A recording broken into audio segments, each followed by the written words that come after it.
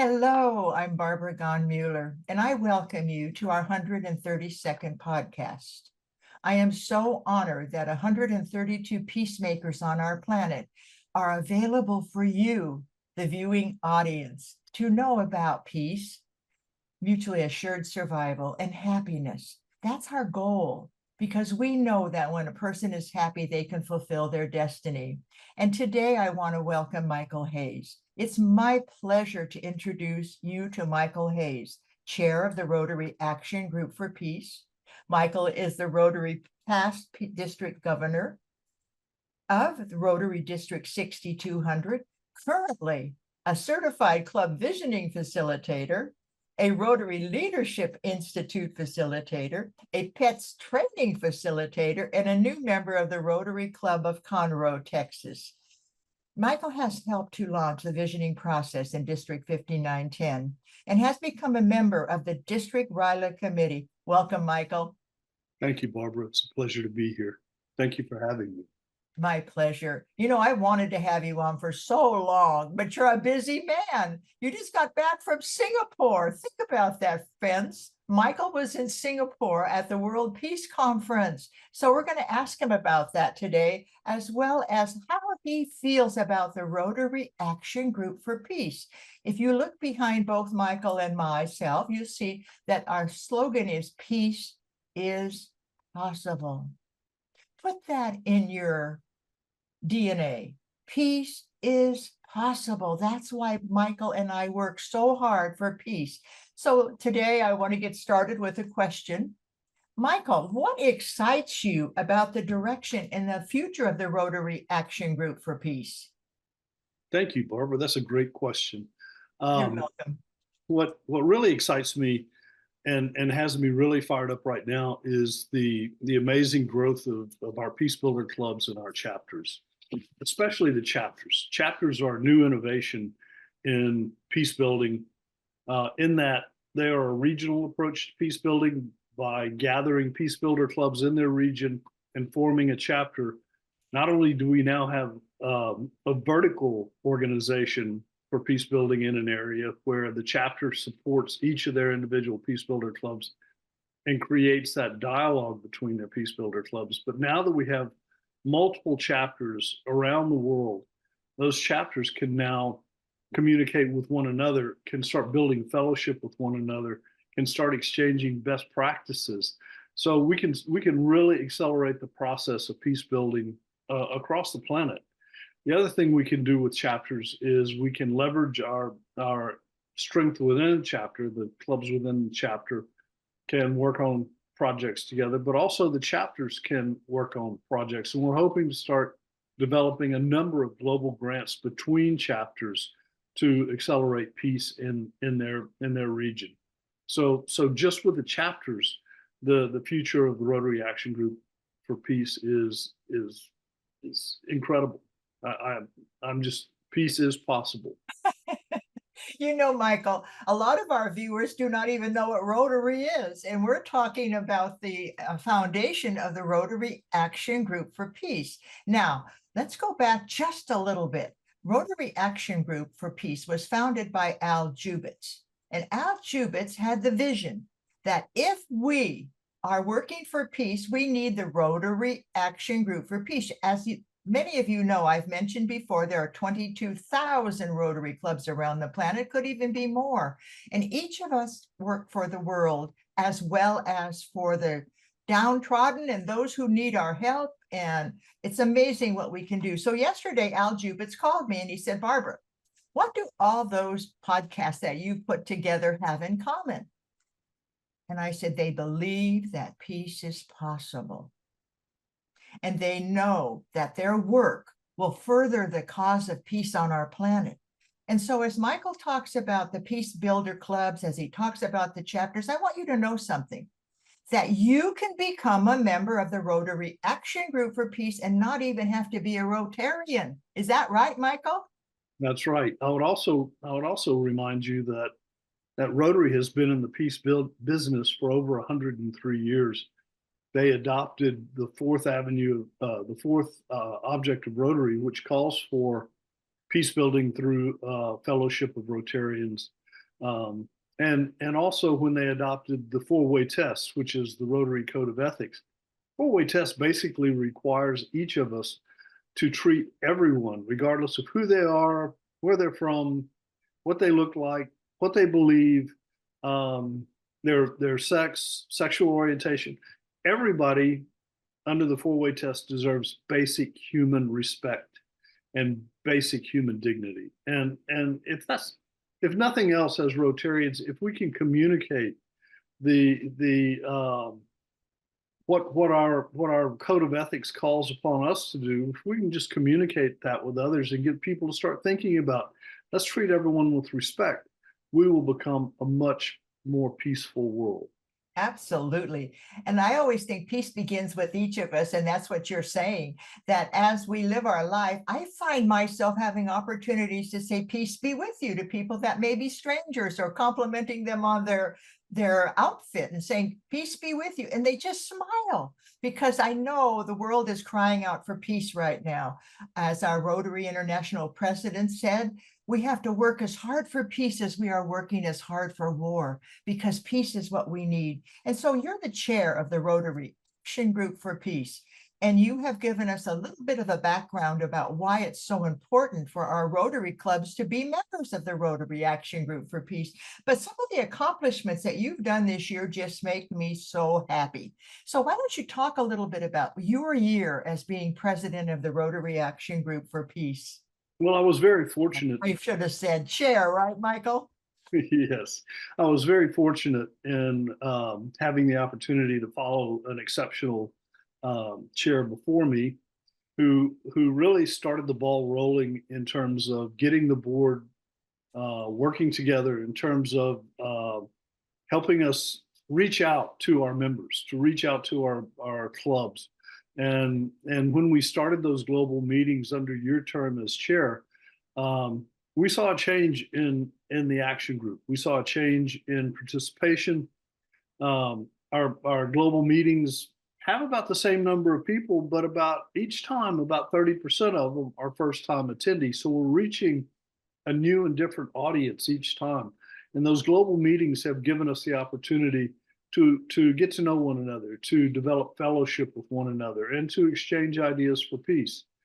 Some of the things that we've been able to do because of the global meetings is we've relaunched the old Rotary program of sister clubs, where clubs match up with clubs in other countries and basically exchange information, maybe work on projects together, but get to know one another. And we've matched around 200 clubs. I wanted to say over, I'm not sure if we're over yet, but 200 clubs are now making the world a smaller place and exchanging ideas and building that understanding and building peace.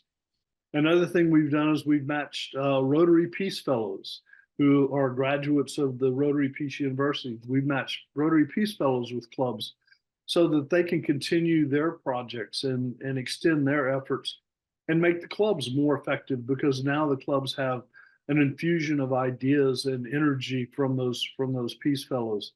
And the last thing that we're currently in the process of doing is matching the Rotary Positive Peace Activators with Rotary clubs. And those Positive Peace Activators will teach those clubs the principles of positive peace and how to make their communities more effective by implementing those principles of positive peace. And so we believe just with those things, we're spreading a lot of doing a lot of peace building that is going on behind the scenes.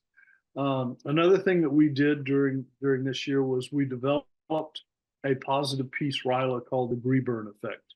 It's based on the 8 pillars of positive peace that IEP has developed. I'm not going to get into what the 8 pillars are. It's fairly complicated, but we've made this an understandable tool for RILA graduates to be able to learn how to use those 8 pillars of peace as problem solving tools and to develop answers to complicated problems in this world. So those are a few of the things that we've accomplished in addition to uh, building a lot more peace builder clubs and creating chapters. I think you started something in your year, and we've managed to carry it on and build on it and extend it. And you know, the positive the future for the Rotary Action Group for Peace is is limitless. Well, So I really appreciate you thanking me for my year. As you may have guessed or heard from Michael, that I was the past chair last year, and Michael is this chair. And he was talking about harmony. I had a goal that our board would work in harmony together, that we wouldn't have a moment when we wouldn't think, is this the best for our Rotary Action Group members? And we always follow that path. Now, you know, I'm a Rotarian. In my past, I was in Hollywood. I had my public relations company, and my lawyer said to me one day as we were walking down the street, would you like to be a Rotarian? And I said, yes, I can be a Rotarian. I'm a woman. Well, here's some good news, Barbara. They're now allowing women to join Rotary. So I jumped for joy, went to the Hollywood Rotary Club with the big Hollywood sign behind me. And I asked the club people like Bob Hope and Steve, what's his last name? Steve Steve what? Allen. Huh? Steve Allen. Steve Allen, yes. And Yes. I said, I'm ready to join your club. Do you want a woman? And they gave me a round of applause, and I became a Rotarian. I'm the second woman Rotarian. The first one was Sylvia Whitlock. And if you want to know, it took her 11 years to get the Supreme Court or whatever court it was to allow women to join Rotary. I'm so proud to be a Rotarian, Michael, as you can tell. And now, I share the sentiment. you agree, we are both proud to be Rotarian. And you see the symbol on Michael's shirt, that rotary wheel, the wheel. When was the wheel invented and how did it progress? How did we become more automated because of the wheel? The wheel is our symbol of how we work together, and it's just fabulous. You know, I was thinking the other day about a lot of people don't know what Rotary is. And I'm thinking someday, Michael, maybe we might work together, you and I, and have a podcast where we invite people to come in and get to know your Rotary Club. What is Rotary? And you and I could sit there and answer their questions and tell them about our history of Rotary. Because I had to learn about Rotary because I had no idea when I became a Rotarian. So I'm going to go back a minute to what I said earlier, that you went to the Singapore Convention. It's a World Peace Convention hosted by our international president. And you must have been pretty excited to be in Singapore. And what did you take away from the convention? Oh my gosh, Singapore was an incredible place. Is an incredible place. If you've not been there, it needs to be on your bucket list. Um, Singapore and the convention were really, quite frankly, harmonious in the way the city exists and the way the convention was held, because Singapore is an extremely safe, extremely clean, extremely well-run city, and it's about peace and harmony. Um, the Singaporeans abhor violence, and quite frankly punish it pretty harshly. Um, but I believe it's not because of the punishment, but because of the attitude of the people. The people are extraordinarily friendly and open and welcoming. They're proud of their city. They protect it. I saw no litter. I saw no homeless. I saw no panhandlers. It was safe to travel any mode of transportation at any hour of the day or night into any part of the city. Um, and there's only a few places that you go that you feel that's safe and comfortable. That's the way the Rotary International Convention was. 17,000 of my closest friends were there. I had the opportunity to hear Rotary International President speak about peace. President Gordon, um, he was very committed to inner peace, mental health this year.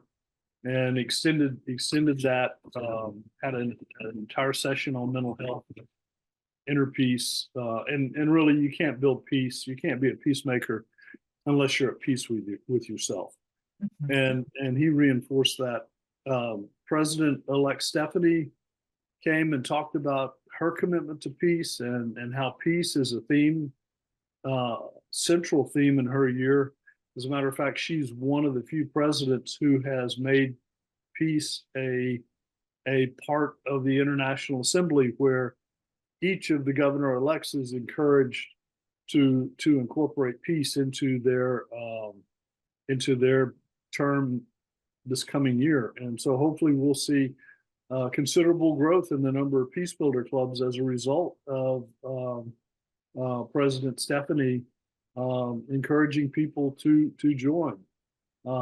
Had the opportunity to attend a positive peace workshop that was put on by RI staff and IEP. That was really, really challenging and interesting. It was great fun. And then had the opportunity to meet with President nominee Mario, who also echoed the theme of, as Rotarians, our peace is in our DNA, and we really need to emphasize that. The Peace Park was magnificent. I did not see it in Melbourne, but when I went into the House of Friendship, the whole House of Friendship had a completely different texture, had a completely different feel to it, because Rotary looked at what Al and Ray did with the Peace Park last year, and they modeled the entire House of Friendship after the Peace Park. So there were common areas. They really put an emphasis on creating fellowship and exchange of information, ideas, people meeting one another.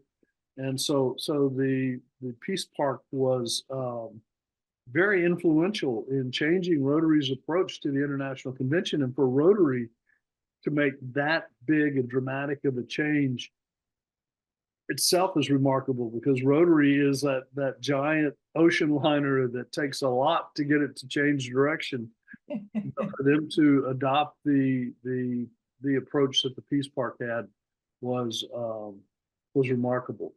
You know, we have so much gratitude for Al Jubitz, our founder. And again, his vision, his internal vision about peace and bringing people together in harmony was exemplified in the Peace Park, wasn't it? Indeed, it was. It And was. then, and then when you said we moved this ocean liner called Rotary International into having these open spaces so people could communicate, get together, and be together, I think that's the power of Rotary. Indeed it is. And that's why I say it completely changed the texture of the convention. It was much more comfortable. It was much more collegial. It was very much different. But having said all that, our challenge for next year, our challenge for Calgary is, how do we take the Peace Park to the next level? And we need to discuss what is the next level. Personally, I would like to see us find a way to increase the collaboration, cooperation among the people who are in the Peace Park. Instead of having them listening to speakers all day, maybe we should have some workshops or activities or something that teaches skills. We need to, I feel, and this is my opinion, real conversations is what you're talking about. Real conversation and learning. We need to, we had a lot of things that were very symbolic. We had a selfie station that had all these peace poles in it, but I'm not sure that we did it justice, in that they didn't really learn what they could do with peace poles and how to make peace poles sustainable, how to make peace poles be an impactful project over the life of the peace pole. That's an excellent suggestion, Michael. So, that sort of thing is what we need to consider for Calgary. Right. And because Calgary is going to be a blast. now, a peace poll, if you want to know what a peace poll is, go to rotarypeacepolls.org and you will see the peace polls. A peace poll begins with the message, may peace prevail on earth. My late husband, Robert Mueller, and Pathways to Peace were in the United Nations at the time when the peace polls became possible. And it started on the International Day of Peace, which is September 21. As you can tell, Michael really knows what Rotary is and what Rotary can do. And so that's why I wanted to make sure that this session of our Peace podcast focused on the largest group of people around the world working for peace, and that's Rotary International. Now, Michael, do you have a final word to encourage people to join the Rotary Action Group for Peace, even if they're not a Rotarian, to thank all our fellow Rotarians around the world for being so positive about peace and making peace possible in their communities? Now, I think we have like 35,000 peace polls. So Michael's idea of making these more interactive is important. And we even have QR codes on many of our peace polls because we want people to know that they can go forward. So I asked for a last word. What is your passion about now, Michael? 2 years ago was Jennifer Jones's year as president, and the theme for her year was Imagine Rotary, and we took Imagine Rotary and turned it into Imagine Peace is Possible, which then became Peace is Possible. And I would say peace is possible because Rotarians are working on it. We would like for you to join us in our efforts, whether you join as a Rotarian or whether you join as a member of the Rotary Action Group, to bring peace to this planet, to bring peace to yourself, your family, your community, your country, and the world. Peace is possible. I love that. And I love the thought that I have been reading lately that every thought, every idea, every behavior begins with our thoughts. And I'm hearing you say just that when you change your thinking, you change the world. And if you change your thinking toward peace, the world becomes peaceful. I know I have been doing this since I was 3 years old, and my grandpa said, you're going to be a peacemaker. So 80 years later, I'm still a peacemaker. Why not? And so it begins with each of us. Michael, many people will say, oh, Michael knows so much. I wish I could just find out more. Where should they go to find out more about the Rotary Action Group for Peace? Go to our webpage, Rotary Action Group for Peace. .org. Yes. And we have a newsletter, which we have on our Rotary Action Group for Peace. And if you'd like to be a part of us, sign up for the newsletter. Go to Rotary Action Group for Peace and sign up for our newsletter. And Michael will be featured in our next issue. It comes out the 15th of each month. You know, we work so hard for peace. And I think it's because we believe that if we focus on peace and we do the work needed for peace, we will have peace on our planet. And our final word today, Michael, is peace, right? Indeed. And as I look at you, I'm so proud of you. I loved your year. Peace is possible, and it begins with each of us. And the Rotary Action Group for Peace and Al deserve our applause because, my goodness, his vision was there. Thank you, Michael. And again, thanks for joining us today. This is peacepodcast.org, and you can invite a friend. Maybe you could go to a Rotary Club. I don't think they would throw you out. Go to a Rotary Club and enjoy that moment and tell them you're new and you want to hear what a Rotary is all about. And with that, I thank you for joining us. I'm Barbara Gahn-Mueller, peacepodcast.org, and this is number 132. Thank you, Michael. Thank you, Bob.